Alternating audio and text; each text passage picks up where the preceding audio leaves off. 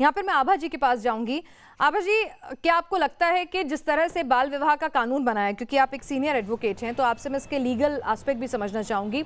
जैसे जब बाल विवाह का कानून बना तो उससे हमने देखा कि धीरे धीरे ही सही लेकिन चेंजेस आए, कंप्लीटली एबॉलिश नहीं हो पाया लेकिन चेंजेस आए। आपको लगता है अगर ये लॉ बन जाएगा तो शायद महिलाओं को और ज़्यादा चांसेस मिलेंगे पढ़ने के, आगे बढ़ने के?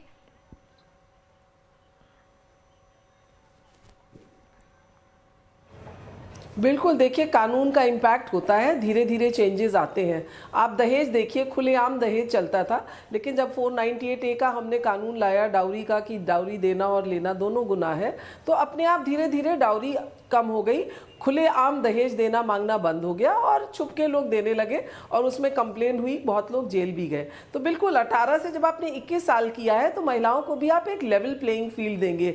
आज देश का जो सबसे पावर वाला एग्जाम है, सबसे प्रतिष्ठित एग्जाम है IAS IPS, वो आप 21 साल की उम्र में ही दे सकते हैं। अगर देश की बच्चियां अंतरिक्ष में जा रही हैं और वो IAS बनना चाहती हैं तो वो शादी हो जाती है 18 साल में, तो उनके सपने सपने ही रह जाते हैं। और जब आर्टिकल 14 बराबरी की बात कहता है संविधान का आर्टिकल 14 कहता है इक्वालिटी बिफोर लॉ और इक्वल प्रोटेक्शन ऑफ लॉज। तो आप क्यों लड़कों की शादी 21 में बात कर रहे हैं? तो आप कहीं ये एक पैतृक मानसिकता भी ला रहे हैं कि पत्नी की उम्र पति से कम होनी चाहिए, तो वो भी बात अब खत्म हो जाती है। जब 21 साल होगी तो लड़का लड़की सेम एज के होंगे, कोई बड़ा छोटा नहीं होगा। और साथ ही साथ आप ये देखिए मैटरनल मोर्टेलिटी रेट, केरला जो सबसे लिटरेट स्टेट है, वहां पे मैटरनल मोर्टेलिटी रेट 43 विमेन है पर 1 लाख, मतलब 43 विमेन डिलीवरी के बाद में दौरान उनकी मृत्यु होती है।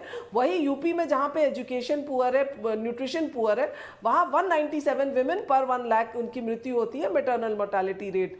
असम में जाके ये 235 हो जाता है। तो ये साफ दिखाता है कि अगर आप एजुकेशन देते हैं, हेल्थ देते हैं, तो महिलाओं की लॉन्जिटिविटी भी बढ़ती है, डिलीवरी में उनकी मृत्यु नहीं होती है।